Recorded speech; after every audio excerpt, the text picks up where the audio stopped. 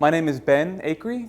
Maybe some of you know me or recognize me. I work at Artphil here as the international coordinator, and I'm also getting my PhD in art and philosophy in Switzerland, so I'm there in the summers. Also, I have worked at some museums such as Andy Warhol Museum in Pittsburgh, the Carnegie Museum, and also galleries in New York and Santa Fe, New Mexico. And as well, I studied art as an undergrad, so I've seen my share of artist statements, and that's what we're going to talk about, artist statements. First of all, I want to just talk basically introduction about artist statements. I know you guys are all writing tons of them at the moment, I'm sure. You're all sick of artist statements. How many high school students do we have here? Oh my gosh, okay, great. And how many university? Or university? People planning to go? Adults, other people? Amazing, okay, so you guys are at different stages of your careers. Some of you guys are just starting out. Some of you guys are kind of slogging through. Other people have been around the block maybe a few times. But as probably everyone knows, artist statements are constantly changing and they're constantly evolving with your work. So you're never going to write your finished artist statement and be done forever. Next month, 2 months, next year, you're always going to go back and change because hopefully your work is always going to change. And so today we're going to talk about some techniques for developing, writing your first one, your second, ways to change them, ways to always make them better, but then also ways that you can use your artist statement to make your work, your careers, and how you think about art better as well. So it's kind of an all-around helpful process if you treat it the right way. Some people don't. Some people hate artist statements. When I was in undergrad, I hated writing artist statements. I said it was stupid. It was useless. I was making sculpture at the time. And I said, you know, I'm making work. That's what I want to say. I don't want to talk about the work after the fact. I don't want to say what I want with my work and then say something else. But I learned after a while that that maybe is the wrong way to think, because even though the most important thing you're going to say is in your work for sure, it doesn't mean that you can't also talk about things around your work, ways that the work came to you, the process that you build it, other ways that people can look at your work that maybe doesn't occur to them. So if you have trouble liking your artist statement, think about it as a guide. You're guiding someone that wants to look at your work, and you're helping them look at it in new, interesting ways. So it doesn't take the place of your work. It doesn't explain the work. It's really just a way, exactly like I said, to guide someone to it. And if they like it, they like it. If they don't, they can always throw your artist statement away and look at your work in another way. We all have artists that we love. I'm sure if we read their artist statements, some of them, we wouldn't like it. So there's that. But so anyways, there's kind of a sentence that I like to think about with art statements. They need to be concise. They should be accurate. They should be well written, correctly punctuated. Sounds like a small deal, but it's a big deal. And they also should be specific to your work and offer unique insights. So what does all that mean? Obviously, grammar is important. You know, if you don't have a period where you should, if you use the wrong verb tense, that's going to really stand out.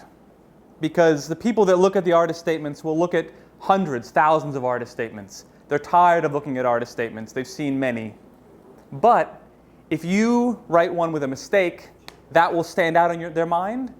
And when they think of you as an artist, they will think, that's the artist that forgot the question mark on their second paragraph. It's terrible, but it's the way it is. The good news is sometimes people never look at your artist statement. When I was working at a gallery in Santa Fe, New Mexico, we'd get paintings come in.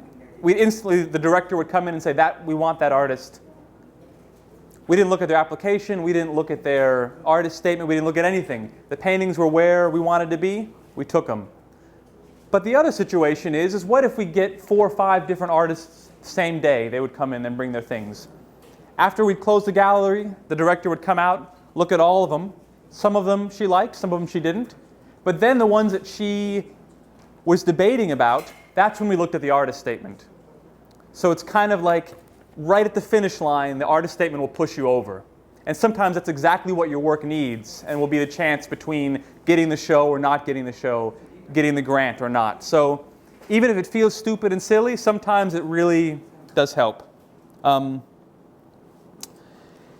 saying that though, two things. One thing is that an artist statement doesn't have to be an exact explanation of your work. You know, you're not going to the doctor or the police station to tell exactly where you're sick or where were you last night. It's not like that. So if you're really having trouble writing about your work, don't be so hard on yourself. You don't have to figure it all out. A lot of the best work remains an enigma or a mystery for everyone, even the artists themselves.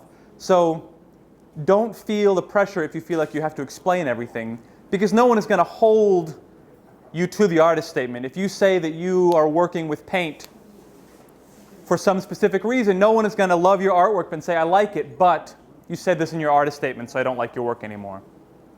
Don't worry about that. And then also, don't listen to anyone that claims to be an expert on artist statements.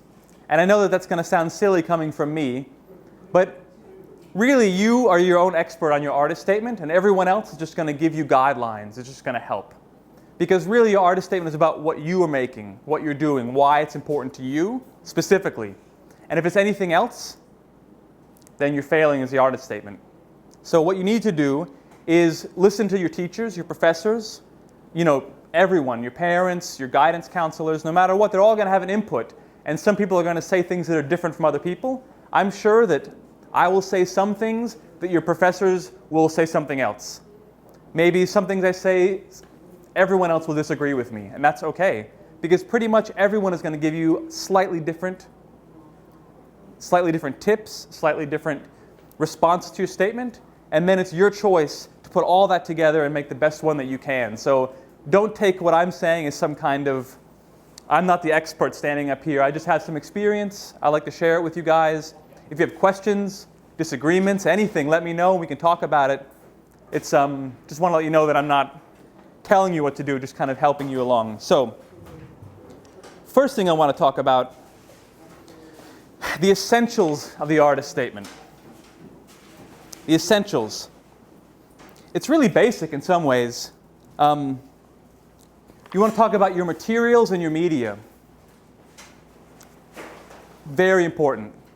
If you're a painter, you don't want to write a lot about sculpture. Even if you did some sculpture as a kid, or you were working in video art and then you changed.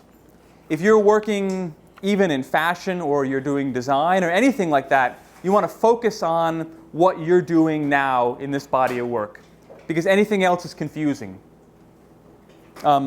That's prime, and something that many people mistake, because a lot of people, they don't find their art first off. No one, or some people do, I guess, but not many people will sit down to paint the first day and then paint for the rest of their lives. People make sculpture, they want to design websites, then maybe they start working in fashion, and then in the end, they're video artists. But if you do that, you don't want to write about fashion, sculpture, and painting. You want to only write about what's important to you, which would be the video art, right? So first thing, it's clear explanation of the materials and the media. And also the tools and the process. Some painting, some sculpture, everything requires specific tools, specific processes, and that's part of why you're here at Artphil, is to learn as many as possible, to expose yourself to options for yourself. But besides ways of working, there's also content. Are you making work about love? Are you making work about your grandparents meeting for the first time somewhere? Are you making work about the economy? There's many different things you can make work about. And that's just as important as the materials and the media. So you can't leave that out. But also, just like the materials and the media, don't talk about lots of different concepts or content. If you're focusing on your identity as a university student in Seoul, focus in on it, zero in. Because if you talk about more, it suddenly quickly becomes confusing. Also, it should be short. No one wants to read a book. Well, they might, but then they would buy the book.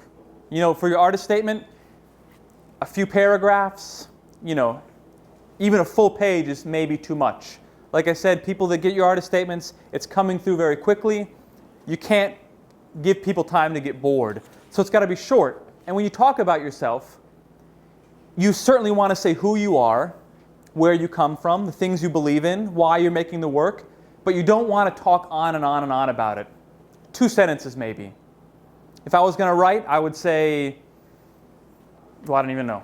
It's hard to come up with. But I would say who I am, where I come from, and then right away go into the mediums that I'm working in, the content, and then give some reasons why. Maybe they're personal, but you don't want to get too personal and you don't want to go too long about it.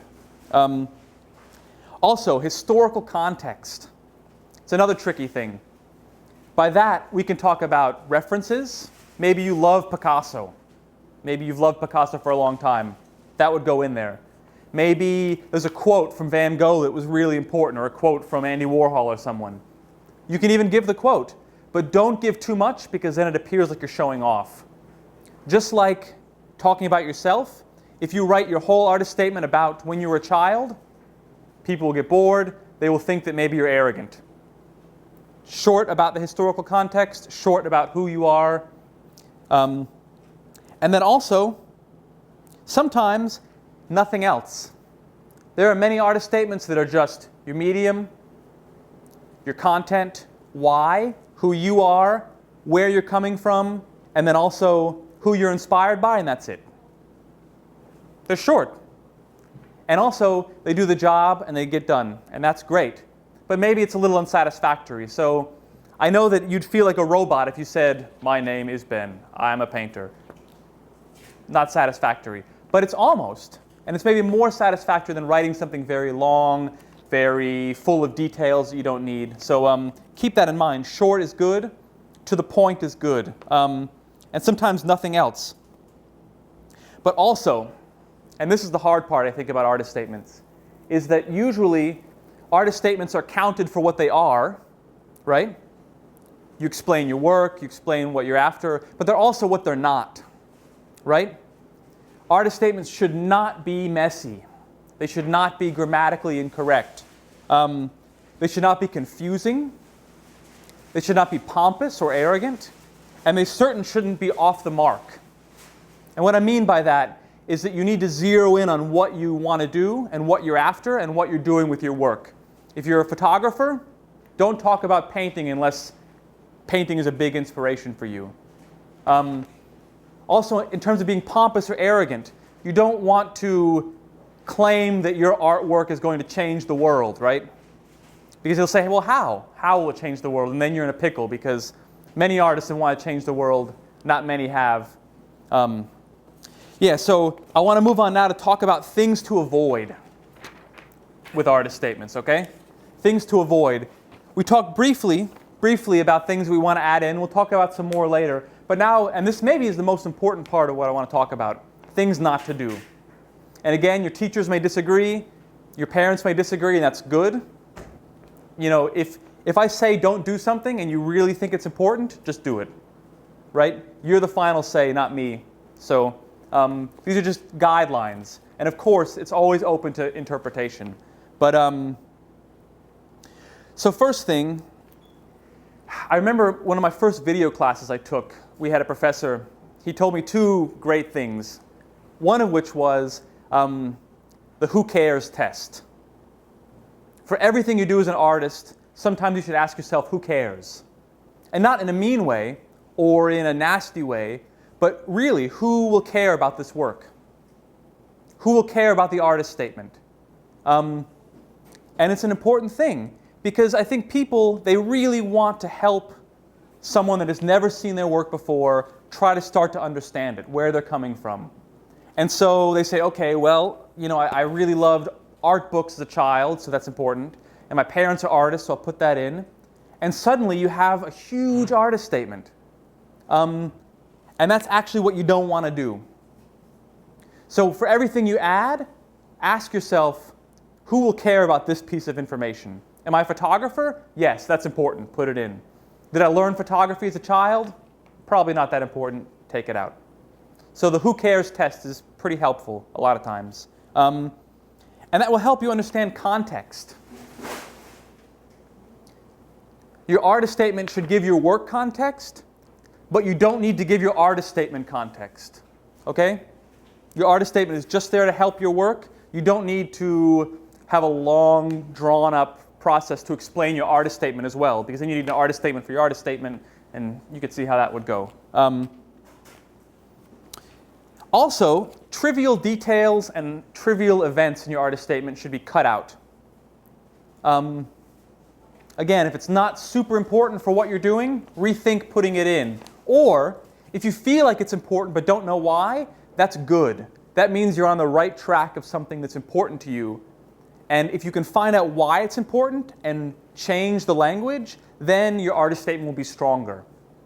When I was writing my first artist statement, it was awful. It was too long. It was full of garbage that was not important. And I gave it to one of my professors, and they gave it back to me. They said, this is all should go away except this one sentence about, I don't even remember what it was, reproducing images or something. He said, this is what your work is pointing towards. Think about why that's important. And I felt like it was important, but I didn't know why. And working on that one sentence actually opened up the statement, but also the work I was doing. So if you feel really strong about something, but you feel like it also is slightly trivial, maybe that's a point to look at. Also, as I said before, avoid huge statements. It's tempting. People want to say that they're a rebel, that they're going to change the art world, that once I put my video art out into the world, everyone in the entire world is going to look at art differently. Maybe. It's happened once or twice in the past, but it's not common. And to claim it is a bad move, because if your art is going to do it, your art will do it. You don't need to claim that it'll happen. Also avoid being mystical. People want to say there's a magical element to my art, or I work hard and the art comes to me as if by magic, and I understand why people want to write that, because the best work comes like that. Suddenly you're working furiously, and there's the work that I did, there's the sculpture. You don't even really know how it happened, but it's not the best thing to put in your artist statement, because it doesn't help people look at your art, it just confuses. If you still feel like that's important to put in your work, maybe talk deeper about why that moment of inspiration was important and what happened afterwards. Maybe it doesn't make sense to say, my work came about as magic, but maybe if you go to Jeju and you are inspired and suddenly you work, that's a point that you want to talk about, because you were inspired by nature or by the history or by the people you met. So if you feel like something's important, go with it, but just think why and try to get deeper into it. Some other things, and these are specific things to avoid. Those are kind of general, bigger ideas. Here are some specific things. And again, if you need to, you need to. But try to avoid using phrases like I try, I want, I hope, I plan to, because they sound slightly weak. They don't sound confident in your work. One thing about artist statements is to show that you have command of what you're doing. You're making paintings, you've worked on it, this is what I'm doing. So if you hope that the viewer thinks something, it feels too distant, like you don't have confidence in your work. So every time you see I try or I hope, if you want to say I think, I hope that the viewer will see, just cross out I think. The viewer will see. Be confident in your work. Because if it's good enough to apply to school or to get a grant or a show, it's good enough for you to believe in it. And of course it's good enough because you're working on it and you're spending your time. So have the confidence. Also avoid pointless information about your process. This is difficult because part of learning a process, any process, is learning the importance of small details. When you first start developing film, for example, something that I know a little bit about, it's like magic, right? It develops right in front of you. But then after a while, you learn which films to use, exactly what kind of papers you want, like how to burn different images. And this becomes really important. But someone that's reading your artist statement knows nothing about the chemistry of photography. They've probably not been in a dark room. Maybe they have. But it's going to bore them quickly, even though if you feel like it's important. So only include the most important details of your process. And that'll be a big temptation, because what you do in your process is going to be how you perfect the details, but sometimes the details are not what you need to talk about. Also, some other things: avoid too many references. And this is hard. This is about feeling. If you have 2 references, if you're a painter, right, and you reference Gerhard Richter and, I don't know, someone else, perfect, right? You know that you know some art history. You've shown that you care about the medium you're working in, that you are willing to talk about not only the work but the ideas around it. That's great. But if you talk about Picasso and Van Gogh and Andy Warhol and all of these people that everyone knows that are very famous, it shows that you don't really know that much about art history because you're using the most famous people, and it's too much. So if you're going to use, it's important to use some quotes, referencing some other artists, but don't go overboard, right? And then also some other things that sound strange, but they happen. Avoid being offensive. Now, how could you be offensive in your artist statement? Well, maybe you've never been to art school, and you say in your artist statement, my art is pure because I've never gone to art school before. That might make sense, right? Maybe you've only painted in your home and you've never been to art school. But what happens if the person reading your artist statement loves art school? Right? What if they've spent their life as an art teacher? Or, you can think of many different things. You can say, if you talk about how great Artphil is and how important your art school is, also, someone, on the other hand, might get your artist statement and doesn't like art school. So it's hard to know what's going to hurt someone's feelings, but if you talk about how maybe one medium is more important than another, if you think that painting is much better than photography, and photography is garbage, and painting is where it's at, maybe you believe that, but don't say it because the person reading it might be a photographer. And then what's going to happen? They'll just throw it away, right? You don't want to make enemies before you make your friends. And that goes through with anything, jobs, grants. And certainly art sometimes makes enemies, but only carefully and after a while. Usually, maybe not. Some other things I want to talk about: length, shorter rather than longer. Go for it. And then some things called buzzwords. What are buzzwords? You guys know?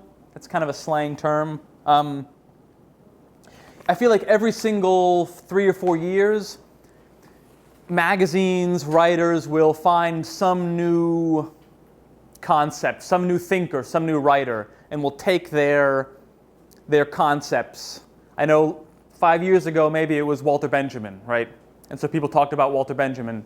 I don't know what it is now. I'm not paying attention. But they usually have some phrases that everyone is using. And so if you hear a phrase that everyone uses, don't use it, unless it really applies. If it's really exactly what you're doing, put it in there because you can prove it. But you can bet that if you've heard your friends use it and your professors use it, everyone's using it.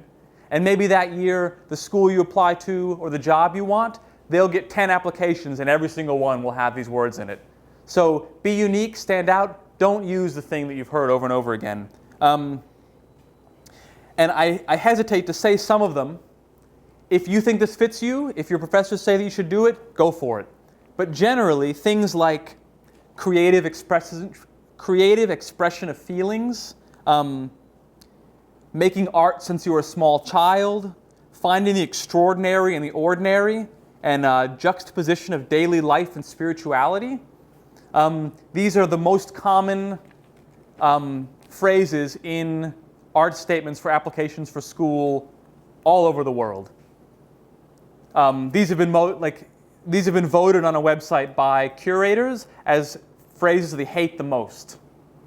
So these are the top 4 that the curators and the artists have said they hate the most. So maybe it applies to what you're doing, and then go for it. But in general, if you talk about finding the beautiful in the everyday, that's good, especially for photographers. It's hard to get around that. But that applies to most art, and it's been used a lot. So if it's a question of being general, being specific, go with the specific. If you really feel like it's important, why is it important? And narrow in on it. Also, art speak is kind of the nasty big brother of those buzzwords. Art speak is the words that they use in art forum and whatever art theorist that's writing at Art Sanjay will talk about.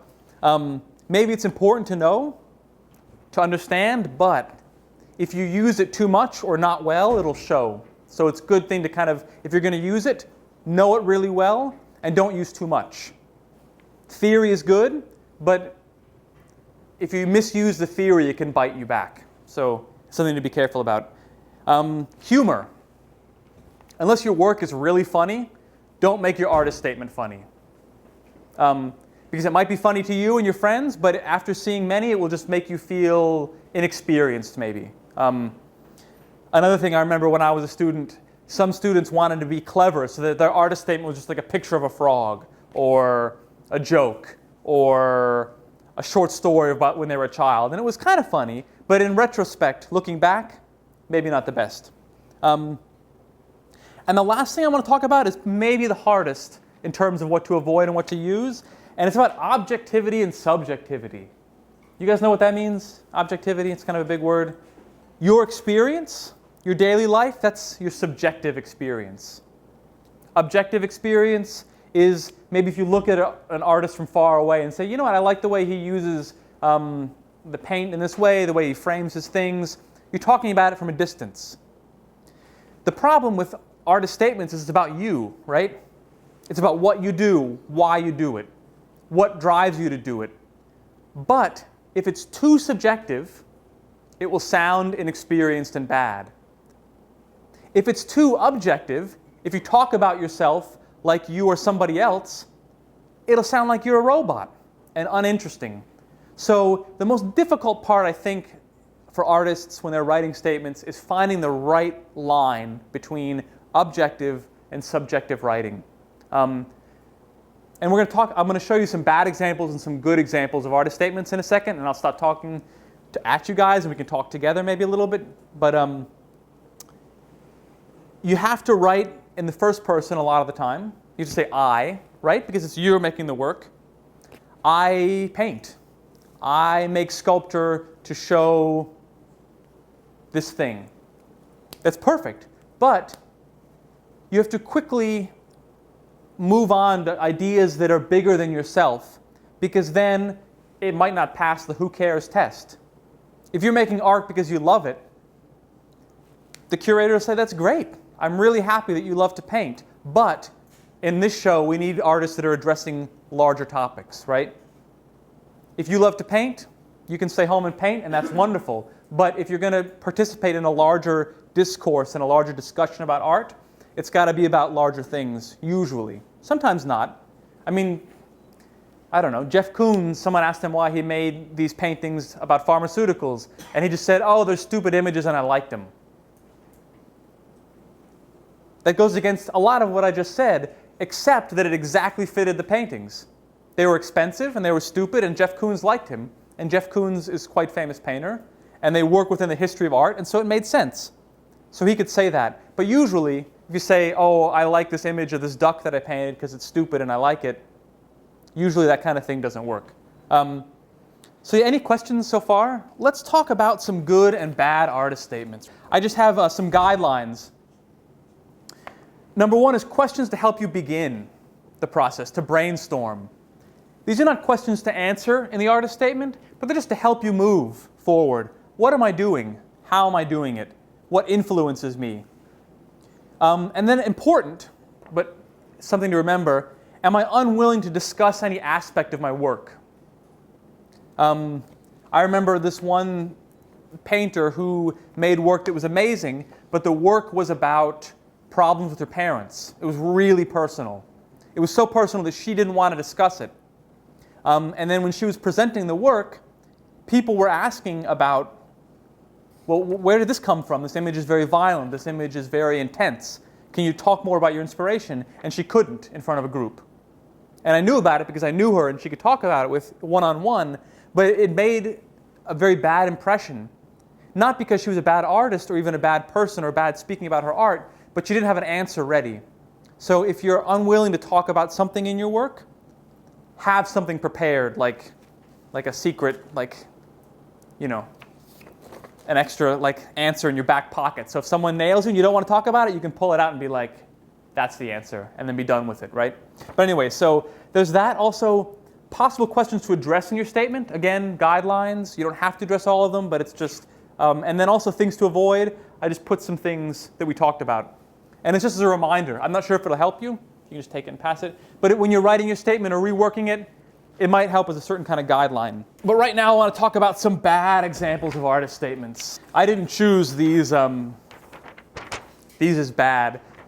Every year some art teachers and curators, they share the worst artist statements they got that year. So this is just taken from that website.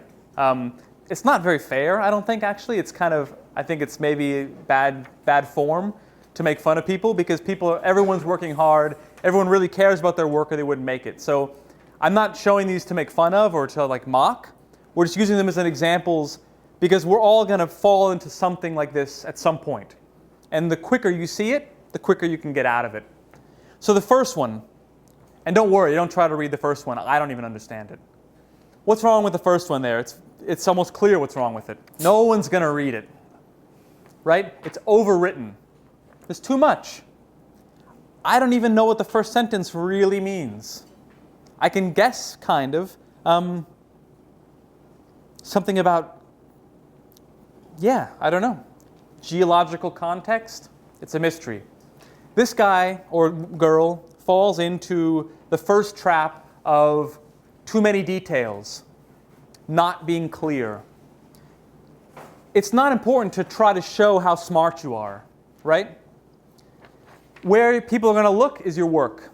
The paintings, the photography, the design, the fashion you're making, that's where it counts, right?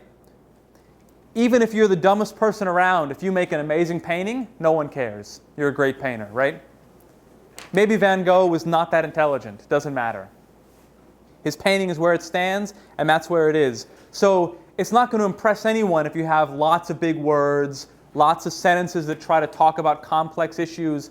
That might work for an interview or an essay, but in terms of the statement for your work, more simple language and more concise is better, okay? And if someone can read this and tell me what this means, you get the award for today, because I have no idea. 2, look at that for just a second. What do you guys think is wrong with number 2? Number 2, I think, is a dangerous trap that many people fall into. Number 2 is talking about one sculpture, right? And it's talking on and on and on about the sculpture. It doesn't let the work do the work. If you have a sculpture, the sculpture is going to present itself. People come to the gallery, they see the work. They don't need to be told how it sits or what it shows. Just small details. You can guide someone and talk about maybe minimalist sculpture. He mentions it right at the end. And then also ancient sculpture.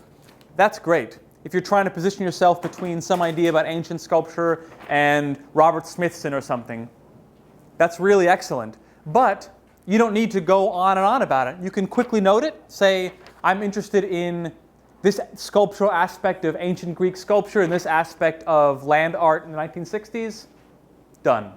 It's clear. If they are curious, they can go back and look at the images, no question. But you don't need to tell someone how to look at the paintings, just guide them to it. Except if maybe you're working on some monumental, humongous work that you've spent years and years on. A good example of this, there's a guy, and I don't remember his name, stupidly, it's in Santa Fe, New Mexico. He's working on something called Star Axis. He left the New York art scene in 1965, I think, and he moved to the desert, and he's been making this one piece since 1965. He lives there in a cabin, and it's a giant pyramid, and it's oriented towards the stars, and there's little windows that show different constellations, and the light moves across it at night in different ways. It's amazing. It's really, really amazing. And you have to know some things about this sculpture in order to really appreciate it, right? But that's his life's work. So of course he's going to talk about that one sculpture a lot, right? If he writes an artist statement, it will be about that piece. But as students applying to work or school, you have a body of work, it's 10 pieces, you've been working on it really hard. You want to talk about your body of work and not one piece, usually. But again, it's up for discussion. What about 3? 3 is a little bit better than the first 2, I think. It's shorter, but what's the problem with this is it's vague. Everyone has an identity, probably, right? Everyone goes through some kind of crisis.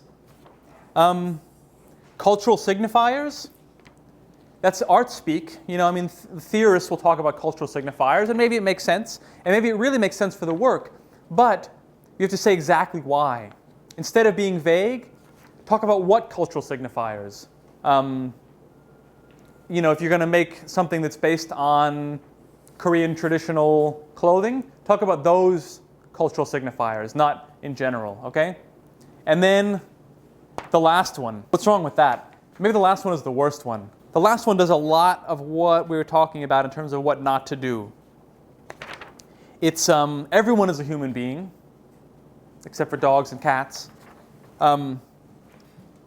So it's too vague, it's too broad, and it's also too extreme. Talking about the battle and the chaos. Too many words. This could all be expressed very clearly in one half of a sentence. So keep these things in mind. Being too vague, being confusing, not getting to the point, and also using art speak and words that maybe are used a lot in terms of magazines, but not really in terms of your own unique work. So I'll get moving on. So let's say you have your artist statement. Does anyone have any questions? We are applying to a university. Yeah. And if they ask us, why do we want to work in that university, do we need to state that in our artist statement? No, and that's a great question. That's a super great question. Because the artist statement, it's not really, it's specifically about your work, but it's not really about your plans for the work or for your process. But your artist statement, you can set a trap for anyone that's interviewing you with your artist statement. In that, they will ask you that question. Why do you want to go to Cal Arts? Why do you want to go to MIT? And maybe your artist statement, you'll talk about Vito Acconci. Body artist, did some kind of crazy things in the 60s.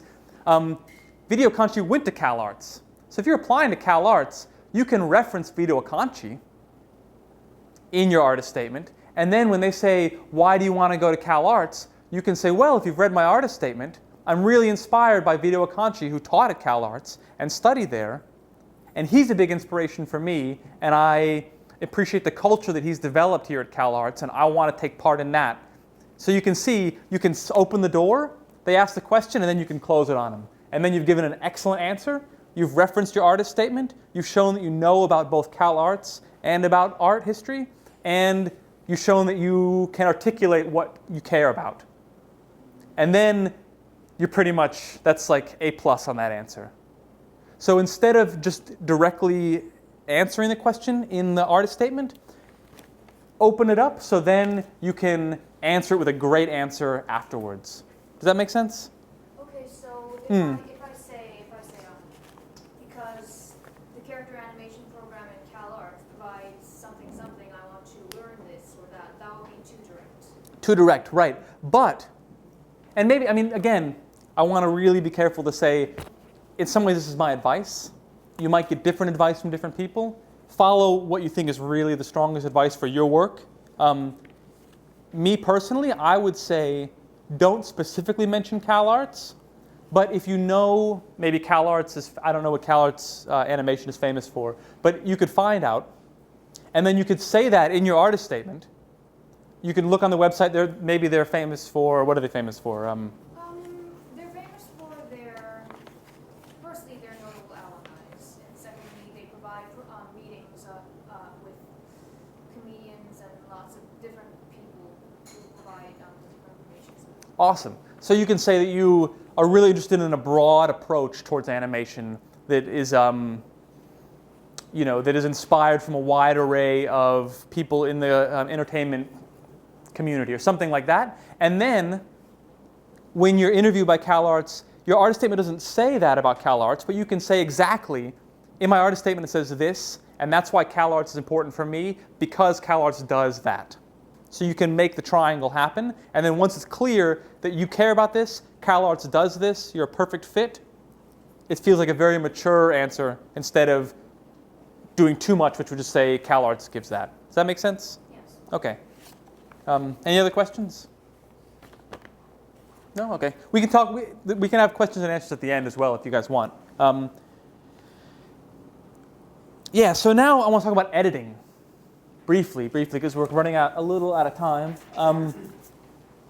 Editing. So chances are your first artist statement is going to be your worst. Your first 10 artist statements will probably be your 10 worst artist statements of your life. So it's good to get them out of the way. So you're sitting there, you've just written an artist statement, you spent a long time, you really worked hard on it, there it is. Chances are it's going to be awful. Everyone's is. Your artist statements, your good ones come from your bad ones, not out of the blue.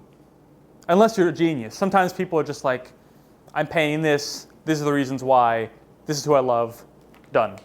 But that's rare. So don't beat yourself up if your artist statement is bad. That just means you're on the path to a better one, okay?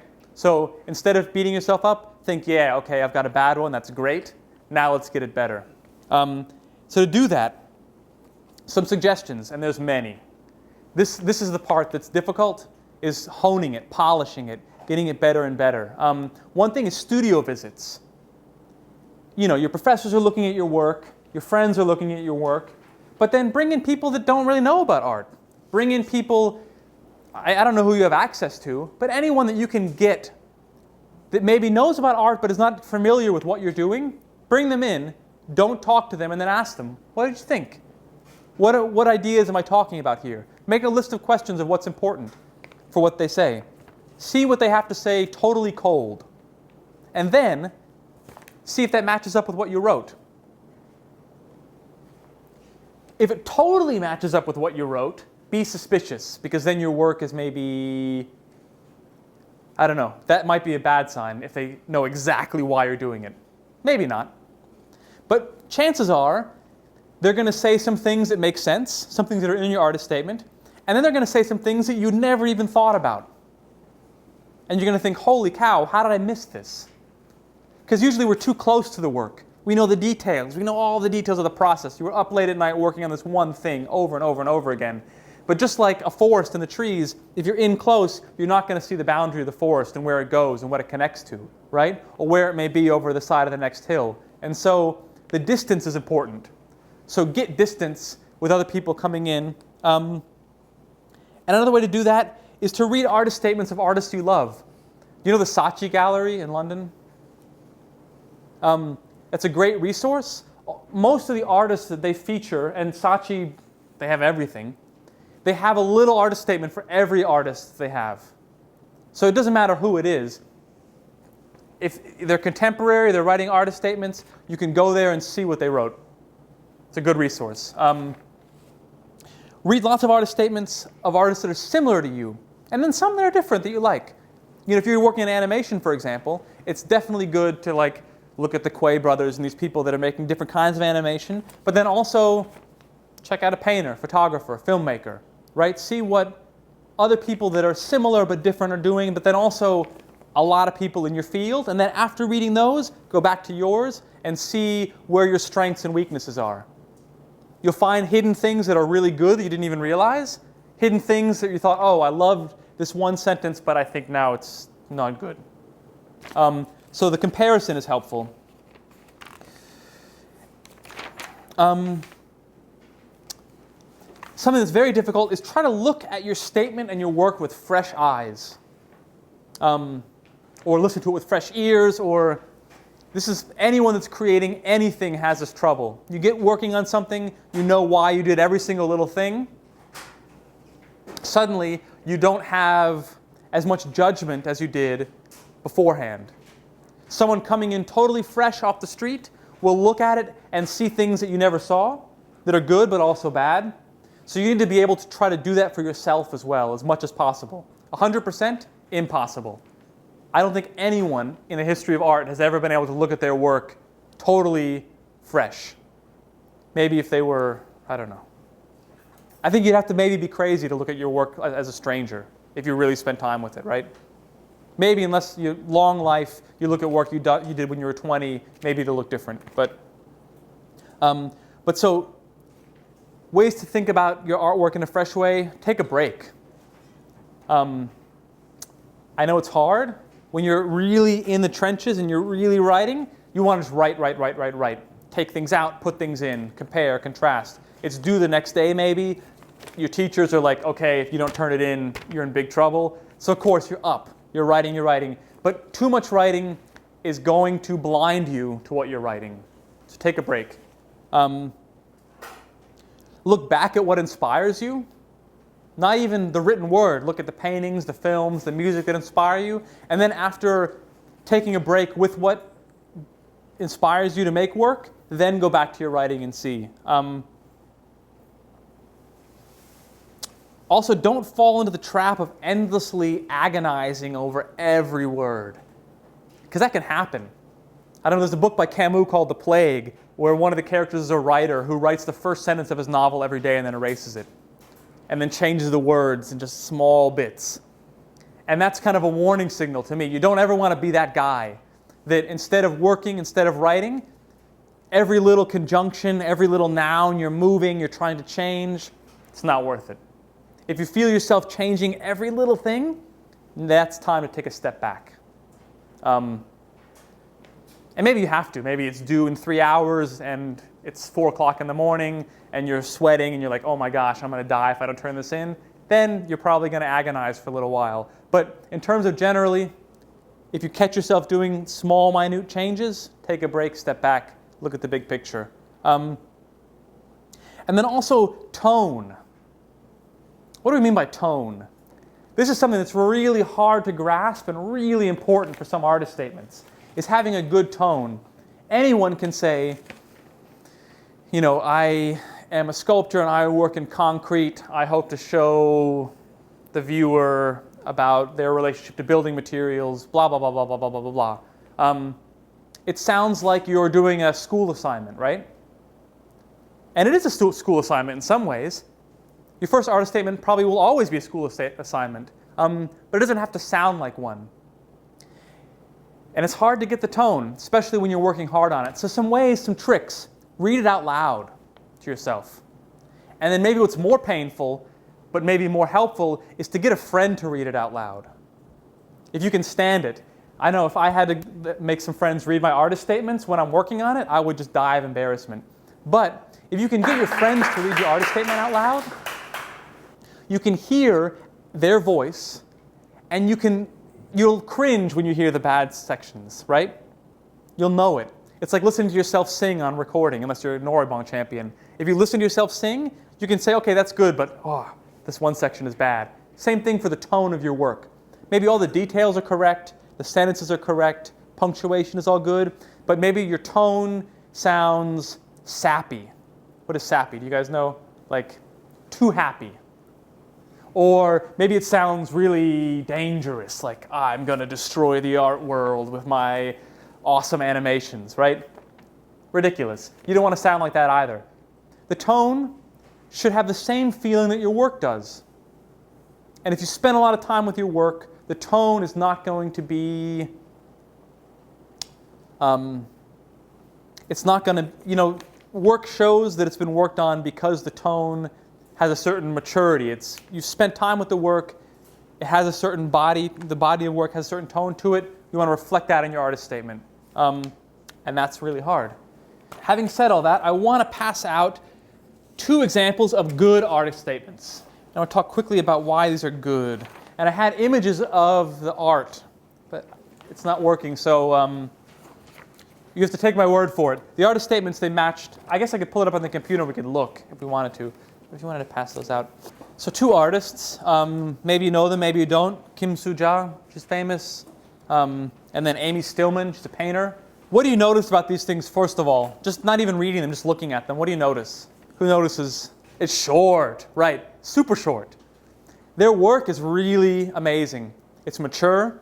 It's known the world over. They're in the biggest galleries. They don't need to go on and on and on. It's short. What else? Look at the second one. Remember when I talked about objectivity, about writing about it with a distance? I'm not sure what I think about this. This may be good. I don't recommend it for students to talk about yourself in the third person as another person.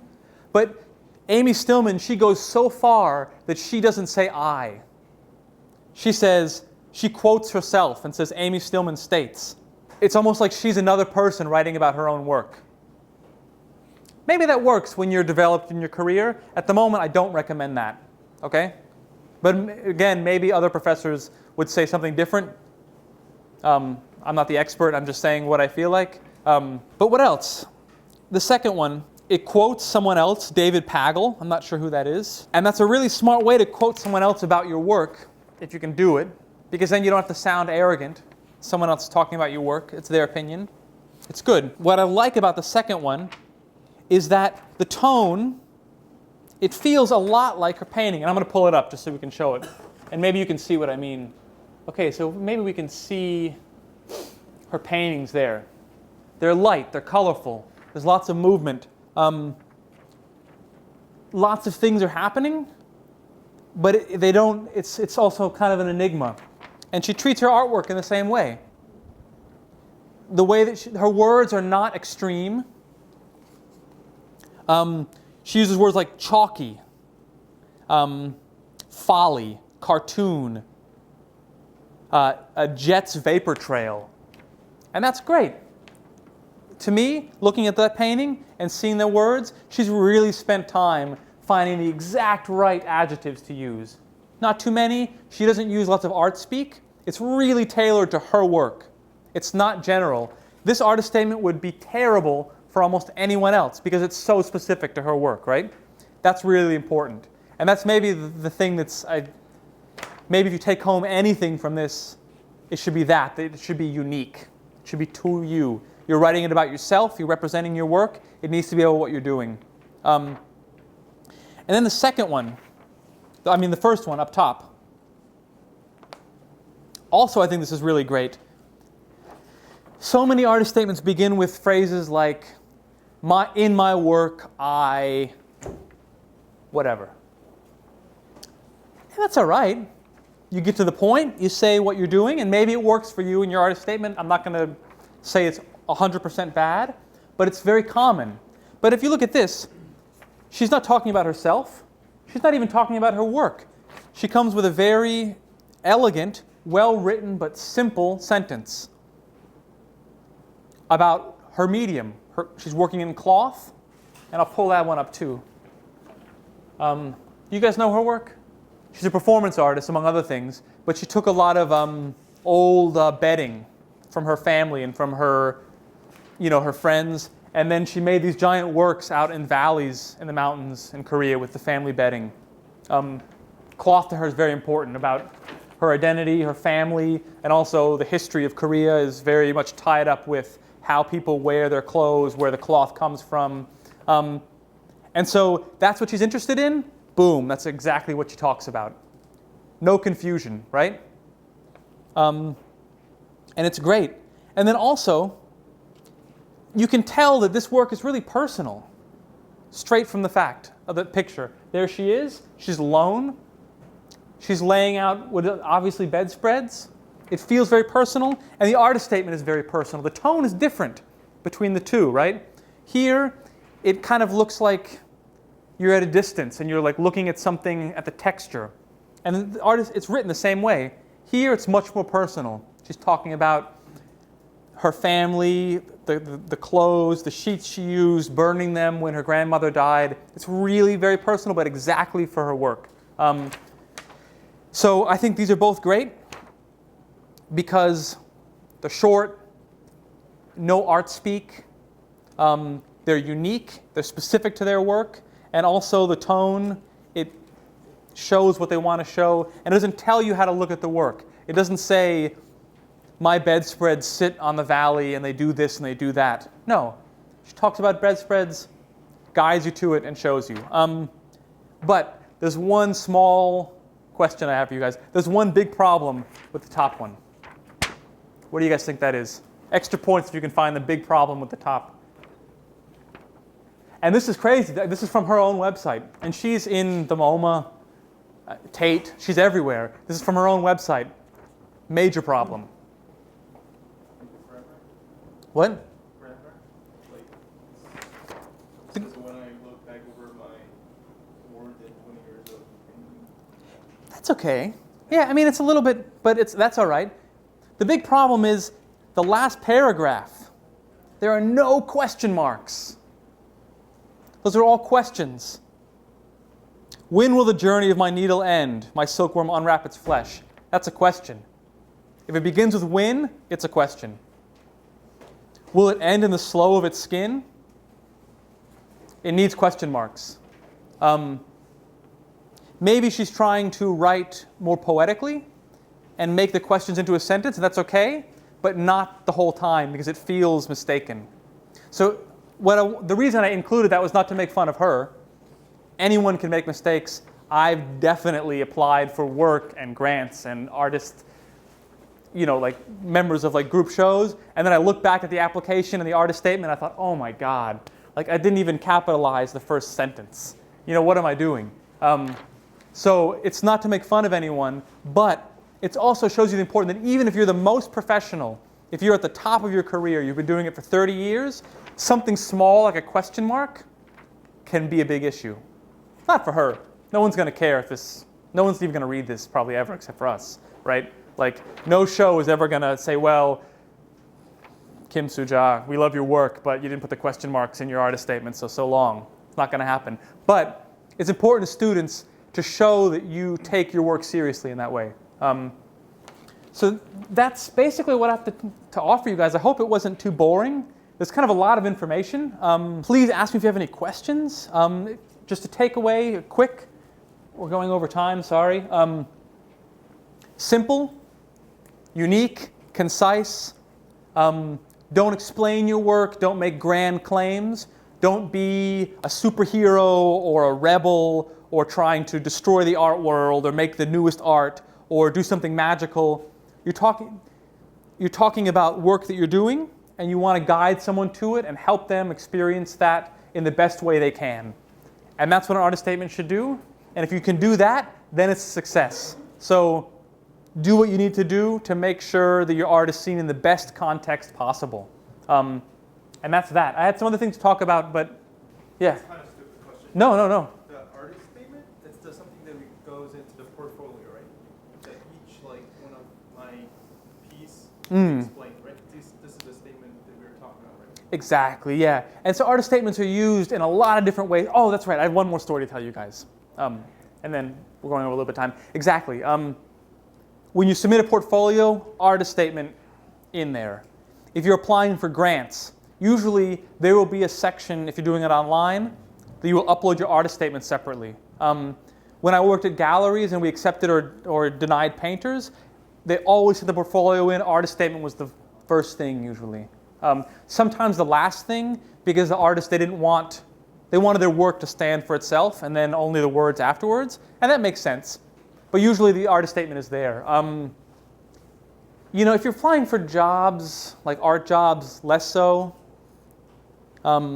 Grants will usually hide their question about your artist statement in like a sneaky question. Like they'll say, why do you want our money?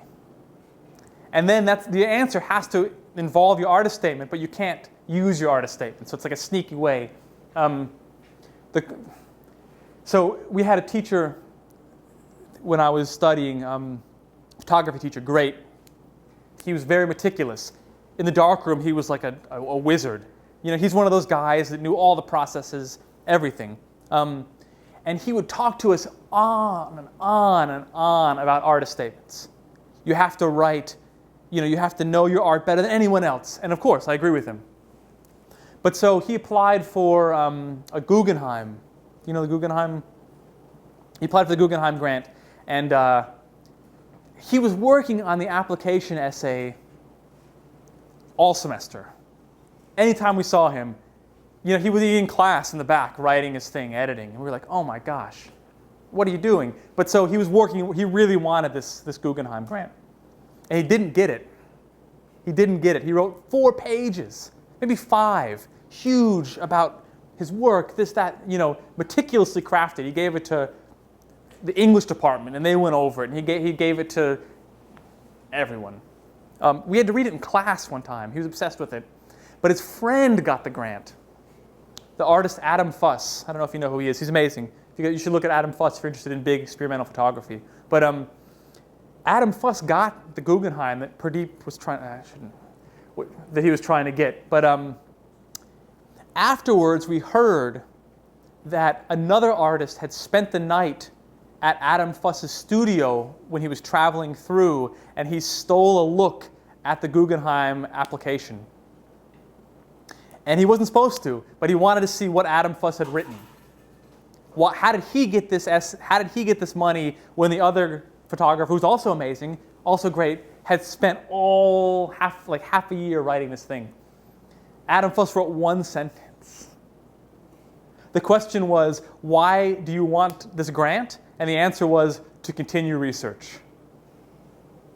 Period. And so that just goes to show, and he got it. He got the money. Tons of money, like $1 million or something. But so it goes to show you that you're going to get advice from everyone. Everyone will give you advice, different advice. Some conflicts, some doesn't. But you have to follow what you think is the best thing for you to say about your work in each unique situation. Right? It's not going to change so much. Your artist statement, time to time, is not going to change too much. But you need to go with your gut feeling and try to craft the best representation of your work for that situation and have faith in it and go for it. And that's maybe the best thing you can do. So, I don't know. Does that answer your question? Okay. Any other questions? In a say, I use the third man Mm-hmm. in my essay, Mm-hmm. like using third man who has same experience as mine, but seeing my works in object. Yeah, that can be very powerful. Someone else that comes in and looks at your work, that's a really great technique to show what people think about your work without you saying what you think. Yeah, so that's one really great strategy. It's really good. Just make sure it doesn't feel too impersonal. But I mean, you'll have help with that. You have great teachers here that will help you. So, but yeah, thank you very much. I appreciate it, you guys.